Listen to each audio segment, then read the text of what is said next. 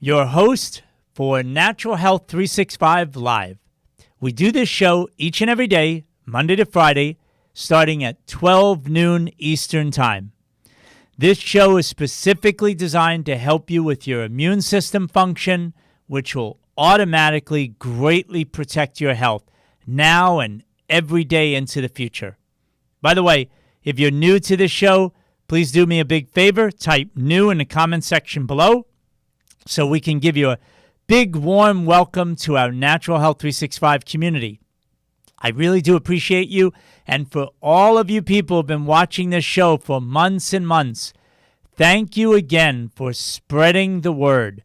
Just telling one or two other people really increases our ability to get this message out to more people. So what can I say? Thank you very much for supporting all of my work here. I really do appreciate you. Okay, so do we really need to exercise, Jonathan? Come on. Is it really that important? I'm just kidding. I think you know that answer. But the bigger question then is, why don't more people exercise? Let's face it, the vast majority of the population is grossly under their recommended daily allowance of physical activity. I think that is very fair to say. Now, my interesting take on why it's not happening, I'm going to kind of leave to the end of the show as to why most people are not exercising.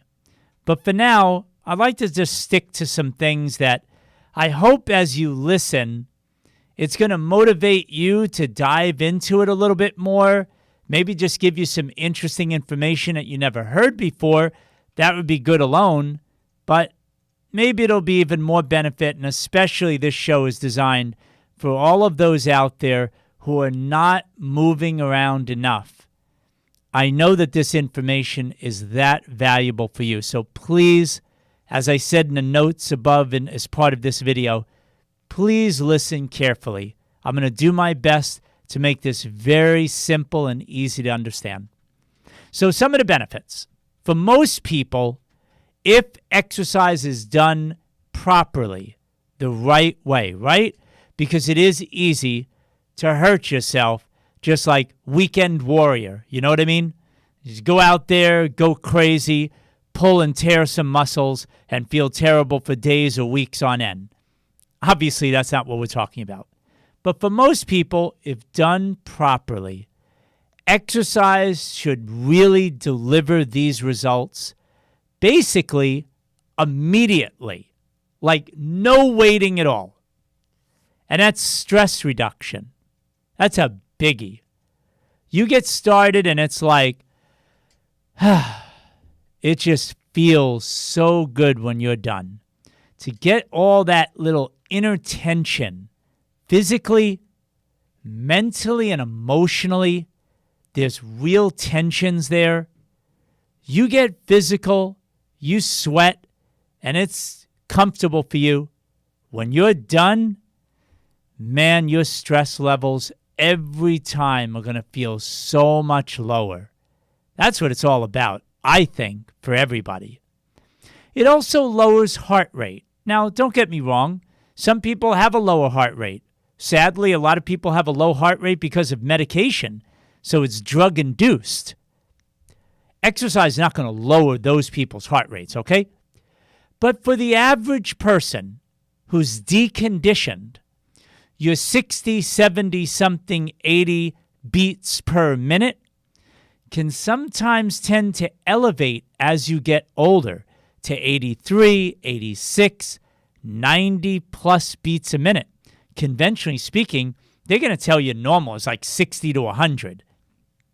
All I can say to you to keep it simple and real is if your heart rate is going faster and faster beats per minute as you age every single minute, it doesn't have to be that way.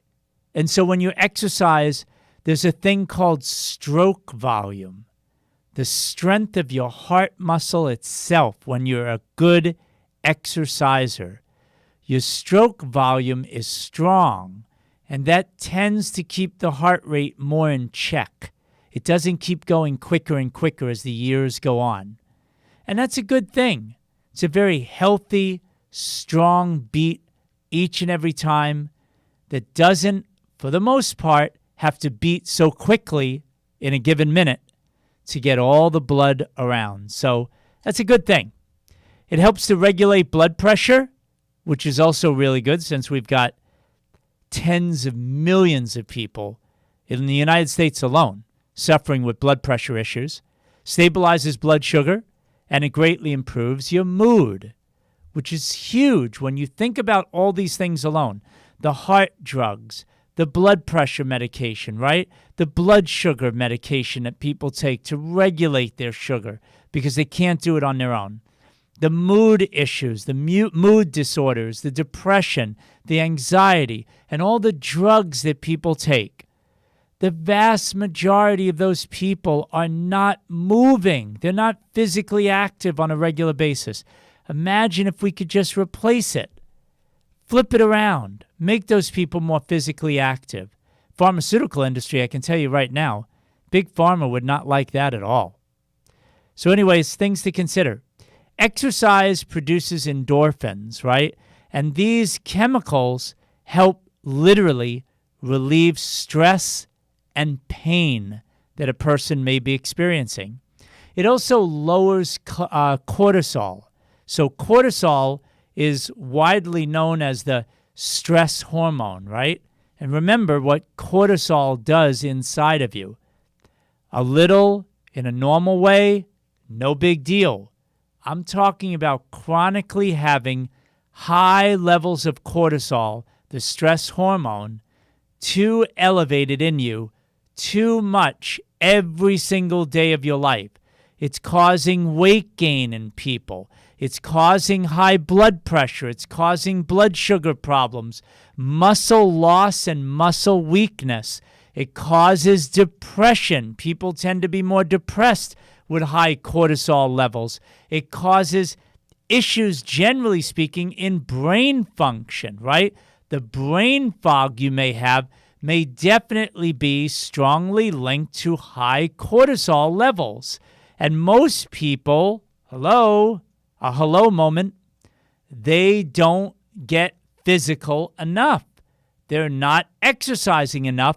And most people out there suffer from all of these issues that I just mentioned to you. Millions and millions of people. And they, unfortunately, believe that drug therapy is what they're missing. That somehow their body is deficient from a drug of some kind or another to regulate blood sugar or blood pressure, that's what they need. That's what they think the answer is. Why? Because they got the limited perspective and a response from a conventionally trained doctor. That's it. So if they only knew that exercise could do all of these things to all of these areas, just maybe that might push them over the edge and get them to change their lifestyle, huh? So let's look at also how exercise specifically helps to improve your circulation. We can all agree that if we don't have good circulation, we're going to have problems, right? It's going to be a little tougher to have optimal wellness and to feel great all the time. We have in this country and a lot of the Western nations, right? Western world is dealing with this. And it really is a sitting disease. This is real, folks, more than ever before because of technology. There's way too much sitting around. Everything is way easier. We don't have to be as physical, right? We don't have to work the farms. We don't have to get up early to take care of animals. We don't have to get up early to do that and then run into town, which takes so long to do, and then to haul groceries in wagons and, all the things we did for a long time to make the fires, to maintain a homestead, the tremendous amount of work that we had to do. Now we got, other people can take care of our jobs for us. We have technology. Everything's at our fingertip. Eventually, it's going to be voice activated. Physically, people are not going to have to lift a limb, a finger to do anything. Now, I understand technology has its advantages, but we're talking about what happens to you and your health today. So let's not get too off the topic here. Too much sitting is going to increase your risk of a heart attack. That's right, a heart attack. The heart is pumping 5 quarts of blood through your body every minute. Think about how vitally important it is that your heart do its thing to get blood throughout your body so that you can live. It delivers oxygen through your whole body as well. And think about this. Your longevity, we're going to do more about this in the future on Natural Health 365. We're going to produce articles. We're going to have some shows on this in particular. Your longevity, how long you live, and the quality of your life is actually strongly connected to your lung health. And now when you think back, common sense tells you, that's why smoking cigarettes is so bad for your overall health. Talk about inhaling chemicals. That's why you hear me get so crazy, not crazy literally, but you know what I mean, upset about when I see people fumigate themselves, family members spraying each other down with sunscreen block. I mean, just get under a tree, get some shade, put on a long sleeve light shirt. That'll protect your skin. Get a hat, whatever.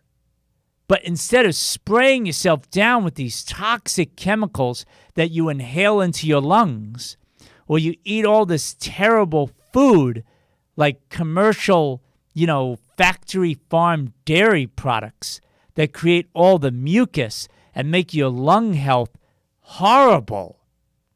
This has a direct impact on your health and your longevity. Exercise will do the opposite. It will greatly help your lung health. Of course, try to stay away from all the chemicals and the toxins too, but exercise is so valuable for your lungs. Get more oxygen into your body. That's important. Better respiration, better transfer of oxygen, better richness of your red blood cells. All of this gets healthier. Your longevity factor goes way up. Your quality of life goes way up. So get moving every day. What are we talking about here? Walking, jogging, bike riding, cycling, even those spin classes. But now with the health clubs out of business, forget it. I just called up New York just to check on things. They just opened up their gyms. Get this. Talk about breathing and exercise insanity. When you go to a gym in New York, and it can only take a third of the capacity. Now, that's my business. That was my wheelhouse years ago. I'm telling you, folks, they're just getting funded by taxpayer money. There is no way that a big box store, I won't mention names, but the famous fitness clubs out there, there is no way that those gyms are profitable being a third at their capacity, a third of their capacity. And that's all they're allowed in New York. And every person that goes in there, running on a treadmill, Stairmaster, whatever, they have to wear a mask the whole time, or else they're not allowed to go into the facility. Are you kidding me? Of the small amount of the population that actually are members of gyms and the smaller amount that actually use them, can you imagine how few are going to actually go in and do this? And then of all the people that actually say, okay, I'm going to go anyway, I'm going to wear a mask all the time. Wait till you see what happens to those people in the next several weeks. Every exercise session they have, it's horrible. Headaches. They're going to feel dizzy. God forbid they pass out. That's what you're going to hear if they actually have the guts to report this kind of stuff on the news. But I'm telling you, that is absolutely what's going to happen. It's crazy. So we want to talk about things that you can do at home. Certainly walking, jogging, bicycle riding, no problem at all. Balance exercises. Most older people are hurting their hip, and that's the last thing that happens to them that literally takes their life. Why? Mostly because of balance issues. Now, yes, there's complexities to that, and the real-world issues around older people losing their balance is, yes, the physical strength is going down, but also medication-induced. Taking drugs on a daily basis, and then the toxicity builds up to the point that one day these people in such poor physical health, dehydrated, toxic inside, lacking good muscle tone and vitality, they lose their balance, they fall, and they crack a bone in their hip. That's it. Game's over, folks. Most of the time when an older person, that happens to them, that's the last thing that goes that really does take their life, because then they're debilitated. And then it's the whole emotional issues as well. So please, I'm not just throwing out balance exercises like it's some luxury thing for you people in Beverly Hills. Balance exercises are important. Standing on one leg, challenging yourself to be in balance. It'll work on the whole neuromuscular system, all the way up through your hip and your back and your brain, and keep you sharp.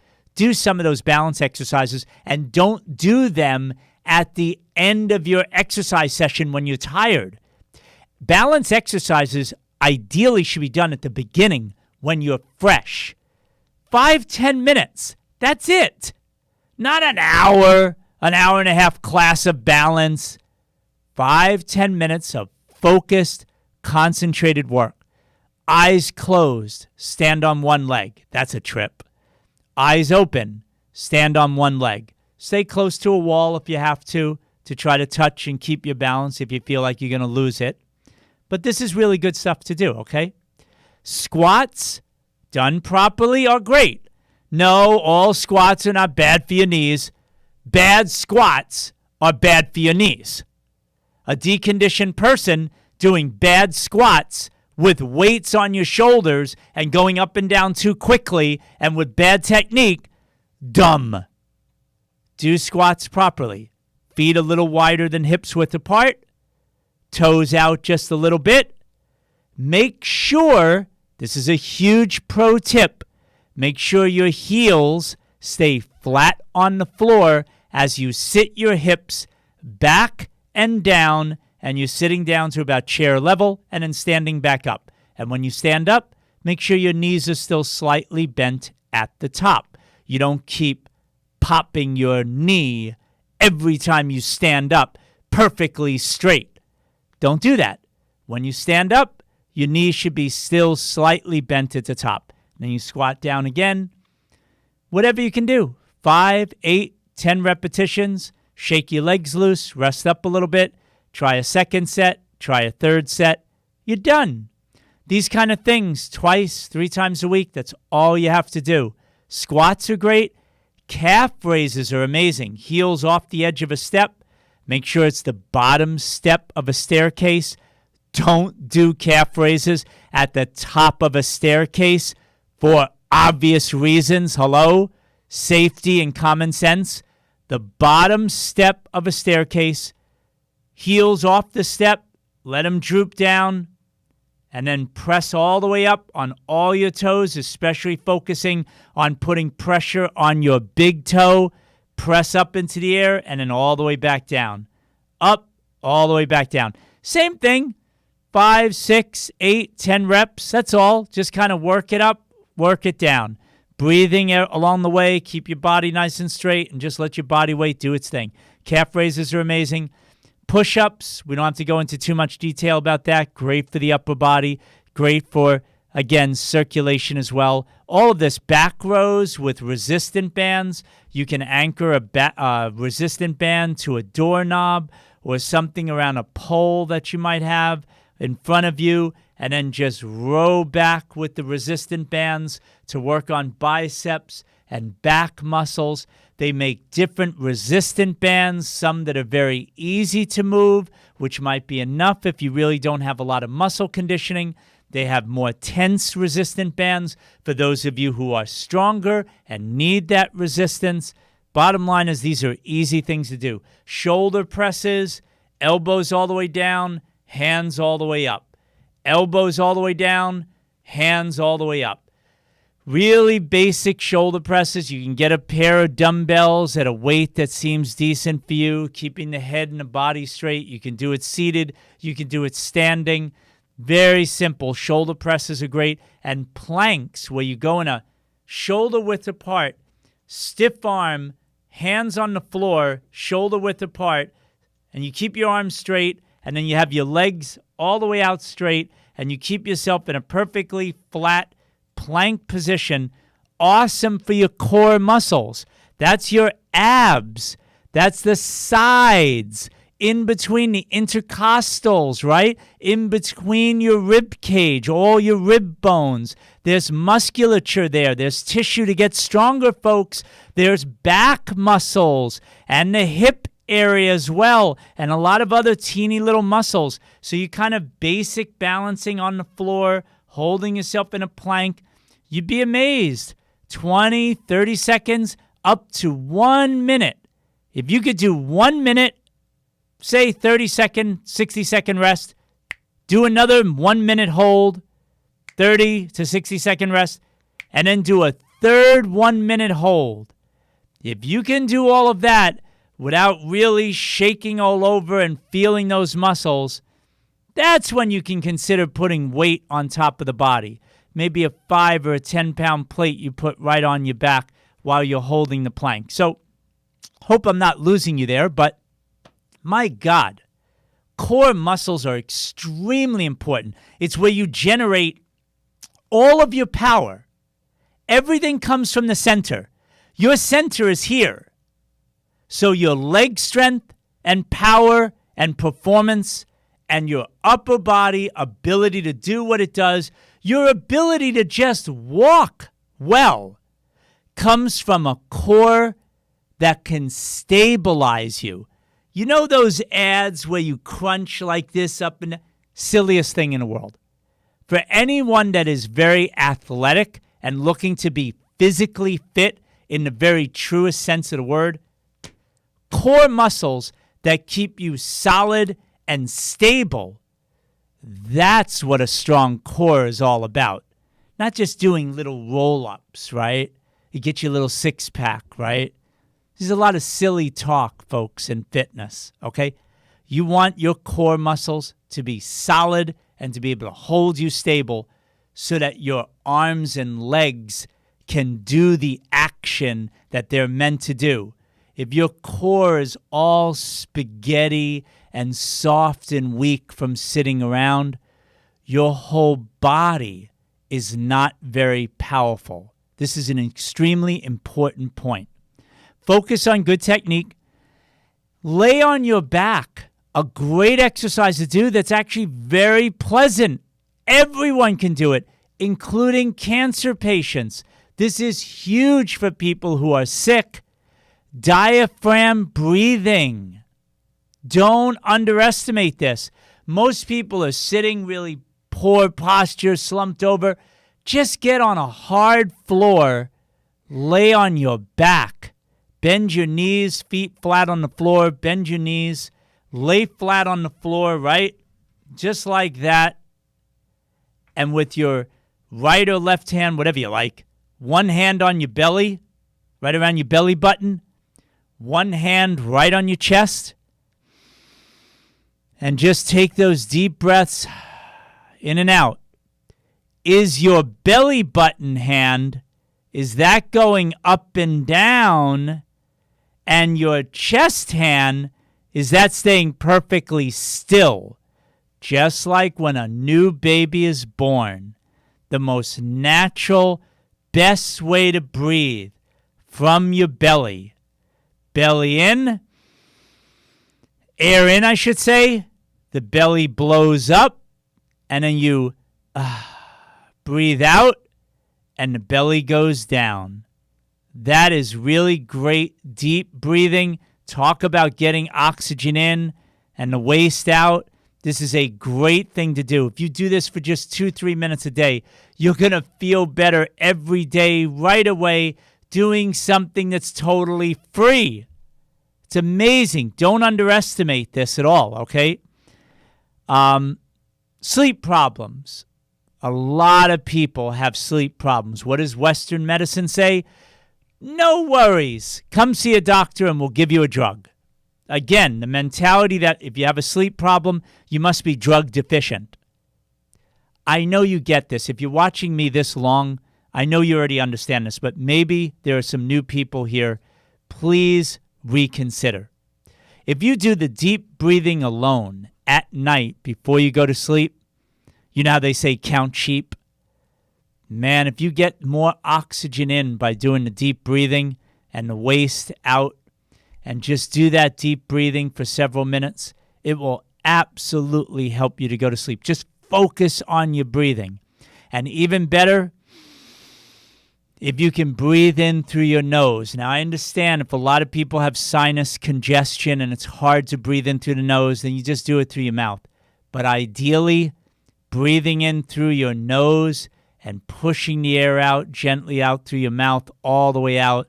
Breathe in deeply through your nose. It'll get right into your body the quickest and the best way.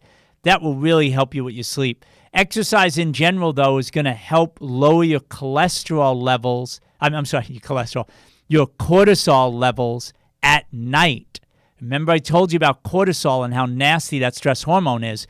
If you exercise in general on a regular basis, your cortisol levels will tend to be lower at night, which is what you have to go to sleep. If you're having trouble going to sleep at night, many cases, the cortisol levels are jacked up. It's got you wired. You're watching 11 o'clock news, and there's destruction, and cars are burning, and, everything's falling apart, and there's chaos. That is amping you up, and your system is going to produce more cortisol, and that is going to make it harder for you to fall asleep and stay asleep. So be careful. Better sleep is also better detox, especially for your brain. That's right. Your brain shrinks at night. Ideally, it's designed to do this. With good sleep, your brain shrinks. It literally squeezes and flushes out toxicity. And the next day, you're as clear as can be. That's the way it's supposed to be. If you go to sleep and you wake up the next day, oh man, what time is it? What day is it? And I'm not making fun, but understand, we all know what that is. If you feel hungover after 4, 5, 6, 7 hours in bed, what do you think that is? I mean, if it was because of alcohol that you're hungover the next day, obviously your liver is toxic, your gut is toxic, your lymphatic system is toxic, your blood is toxic, your brain is going to be toxic the next day. You're not going to be able to function well. That's why we've got to put all this together and start changing the direction that this train is going. You hear me? Better sleep equals a better mood, better overall energy level the next day. Make this a priority, folks. That's what the exercise blends in. It improves your overall immune system. Hey, you'll look back over a year or two of really putting this together, right? Man, I don't get sick at all. And when I do, it's like nothing compared to what I used to do. So, very important, right? One sec.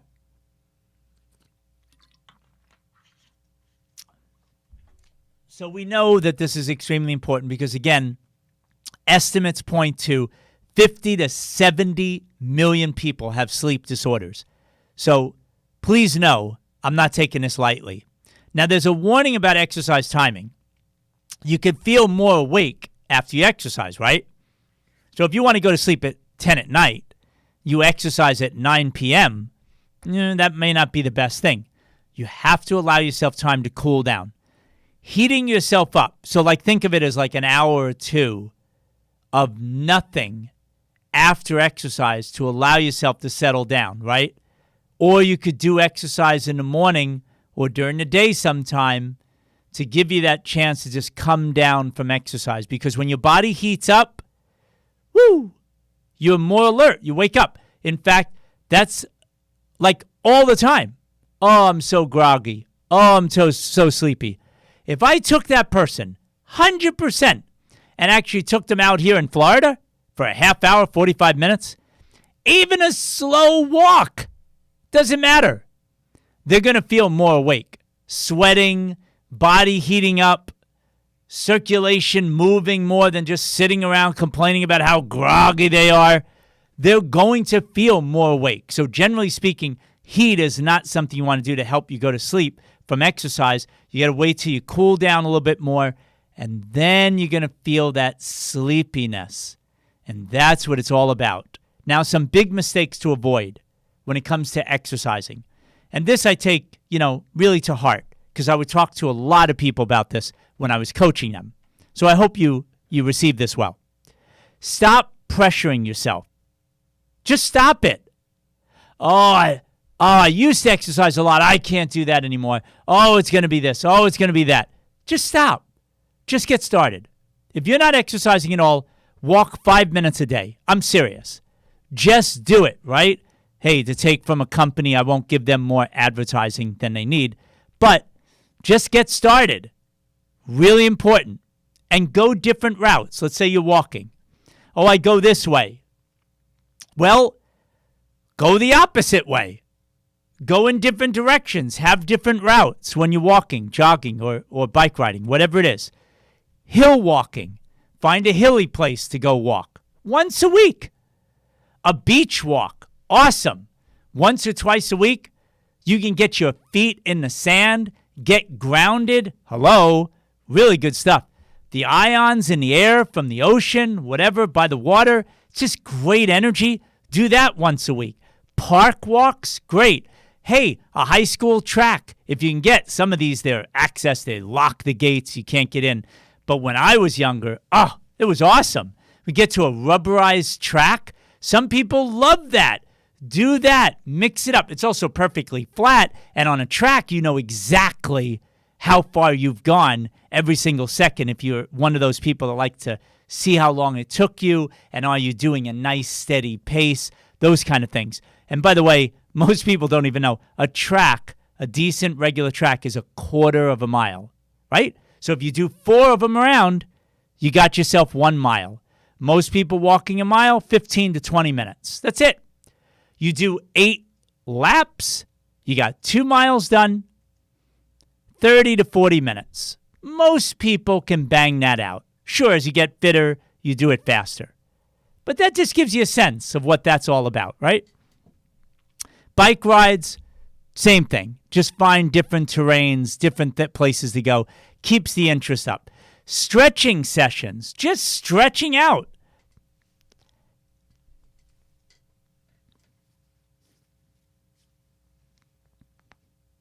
Come on.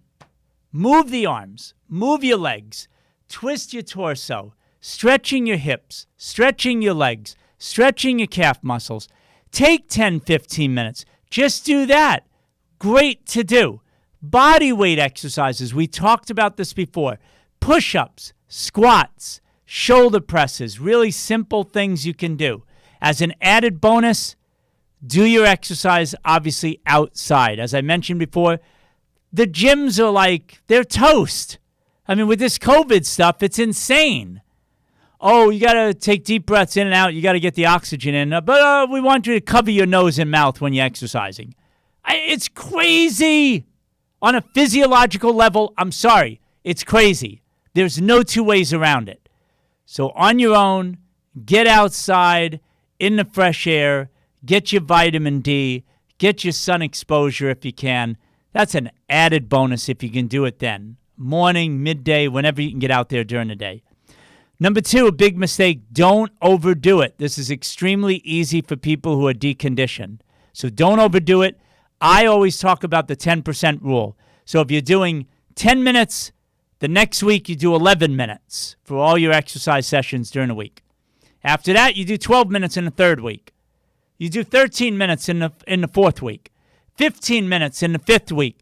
Before you know it, you got 5 weeks behind you. That's awesome. And you only went up methodically by a 10% rule. You can never get hurt by that. Too many people overdo it. And your breathing rate. Breathing in 3, let's say you were taking steps outside, and 3 steps took you to breathe in, and 4 steps to breathe out all the air. That would be a very easy pace. So breathing in, breathing out, right? If you're doing that kind of pace of 3 steps to breathe in and 4 steps to breathe out, that's a very easy, comfortable pace. Everybody is different, right? With their speed that they can do depending on their age and their strength. If you take 2 breaths in to walk and then 3 steps to breathe out, that's more of a moderate. And if it's more,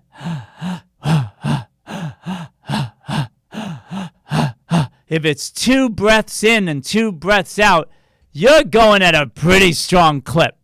That is not the kind of exercise that's good quality aerobic exercise, and it's also not the kind of exercise that most people are going to be able to keep up on a regular basis, day after day, week after week. So breathing rate is really important feedback to tell you whether you're doing okay or not, and if you're being consistent, and this can give you a gauge as to what's easy, moderate, or tough. I hope that made sense. I know it's tough in video. If I was with you one-on-one, I would make it crystal clear, but hopefully this is good enough. Don't listen to the lies. Third big mistake. The lies? Who's lying to me? You are. You are lying to yourself.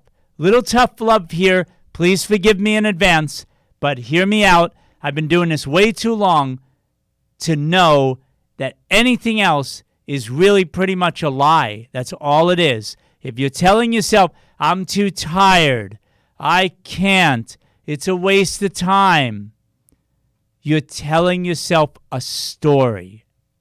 You're just telling yourself a really bad story. It's time to tell yourself a different story.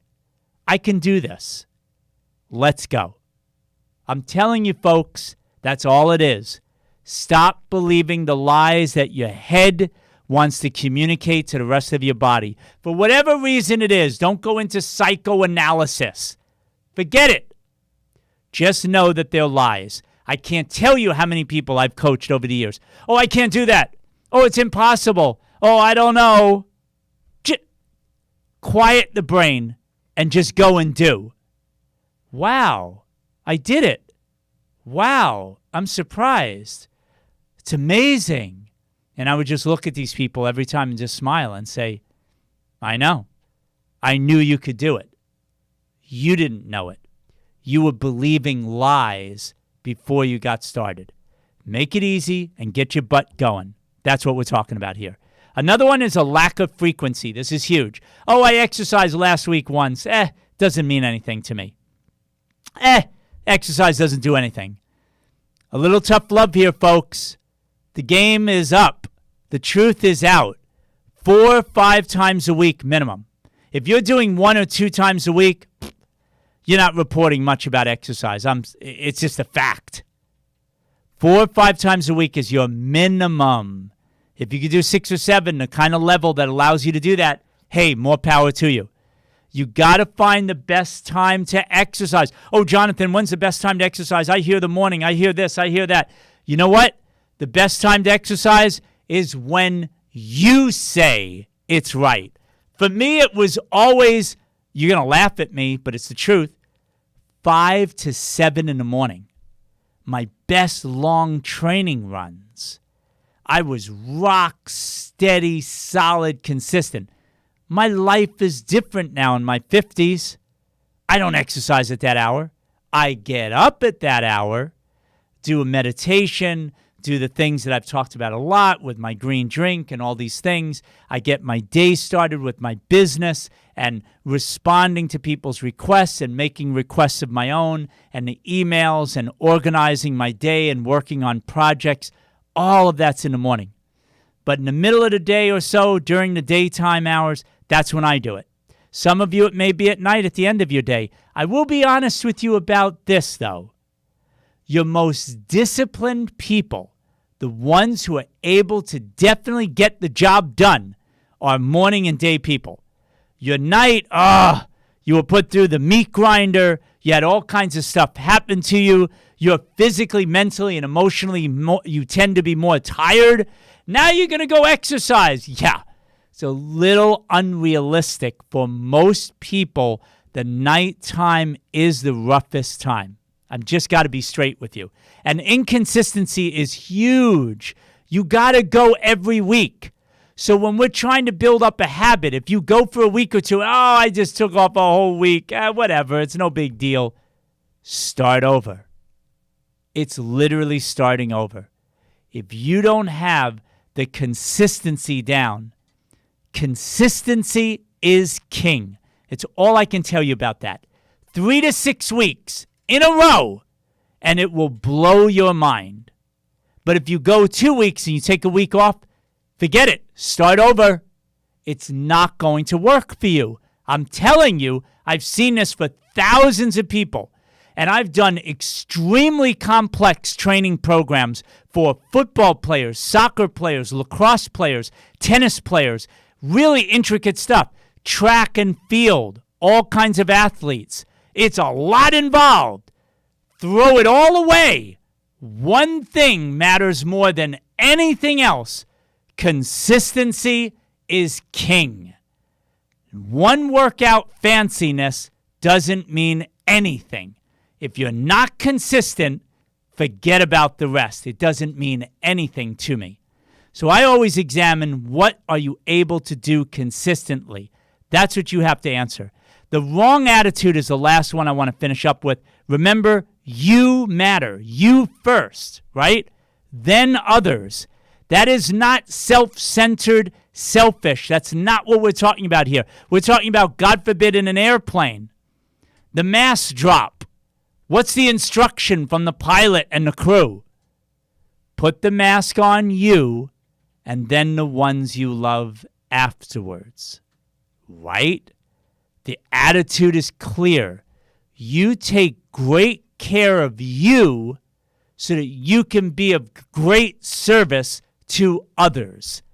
You got to get this priority right. Once you've got it down, then you can really focus in on others. But if your health is falling apart, what does it matter, anyone else? Please, let's be real about this and don't give up. So here's the real value of exercise as we close out. Greater self-confidence, more positive attitude. You will be better in tough times. When things are difficult, if you've got an exercise discipline in your life, you will handle tough times better. I have seen it time and again. The best performing athletes handle pressure and tough times cool as a cucumber. A cool cat. I'm dating myself now. But you know what I mean.